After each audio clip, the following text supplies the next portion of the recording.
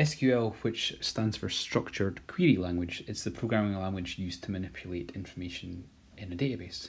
And it's actually consists of two parts. So SQL has got DDL, which is short for Data Definition Language, and that is the part of the SQL which is used for creating or altering entities or tables in a database.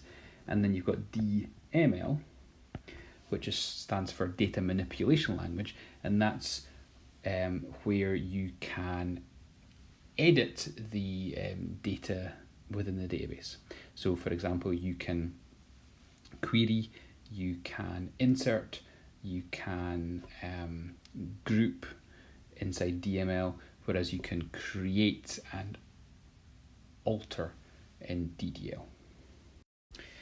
If you want to get information from a database, you have to use what is called a query. And in SQL, you create a query by using the following select structure. And for simple queries, especially where you're not grouping things together or selecting from multiple tables, these are the three keywords that you need to start your query with. Let's have an example database. So in the example database that I've just put on the screen, what I'm going to do is I'm going to try and display all the names of pets from this pet table where they are older than 8 years old. So before we write the select statement, let's highlight the data that we should get as a result. I'll highlight that in green. So if we are looking for all pets over the age of 8, or 8 and older, sorry, we will get these two records, and Rambo will not be part of our result set. I'll mark that in red. Also, we've got to think about the fields or the attributes that we want to display. So we don't care about pet ID. We would like to see the name, we would like to see the type, and we would like to see the age, but we don't care what the pet prefers to eat. We don't care about the inoculations or last checkup or photo. And so what we are going to show is name, type, and age.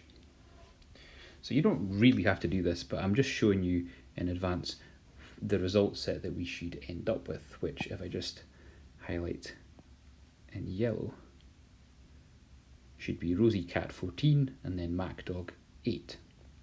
So let's build this into our SQL query just above. So we are trying to select the name, type, and age. So let's put that into our select line.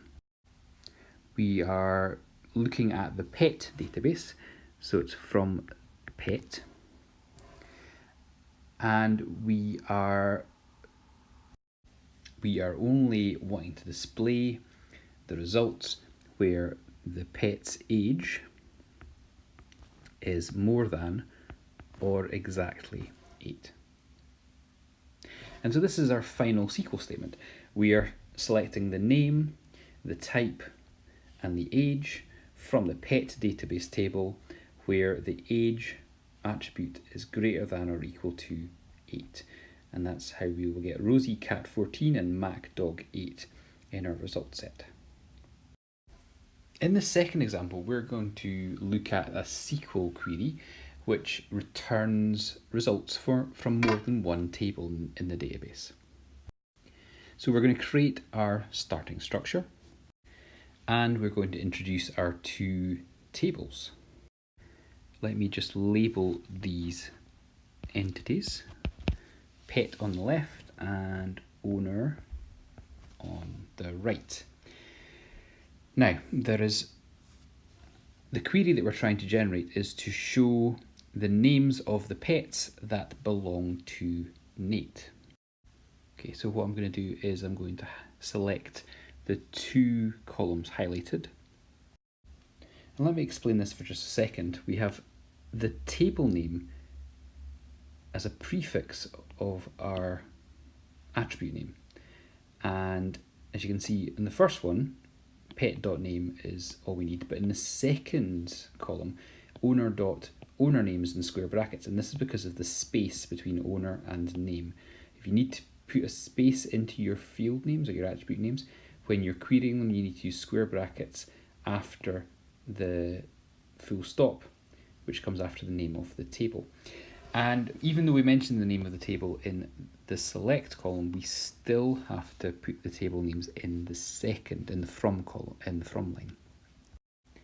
And I will come back to why this is in future. Now, we want to only show the names of pets where their owner is Nate. So we have to say owner.ownerName equal to Nate, but that's not the only thing we need to do. We also have to link these two tables together, pet and owner, and we do that on a column, a common field, which in this instance is owner ID, because owner ID is the primary key for the owner table, and it is the foreign key of the pet table. And when we're finished our query, we should remember to put the semicolon to denote the end of the SQL query. And so this last line, just to reinforce it, links the two tables together on the owner ID, and this allows us to rule out anything where owner name is not Nate, and to show records where owner is Nate. And that matches up to ruling out that record, but displaying Mac the dog and Rambo the hamster, but only the name, not any of the other details in the pet table.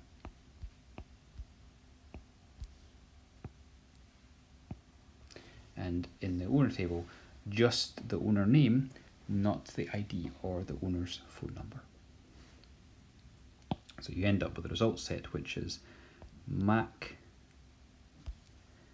Nate and then Rambo Nate.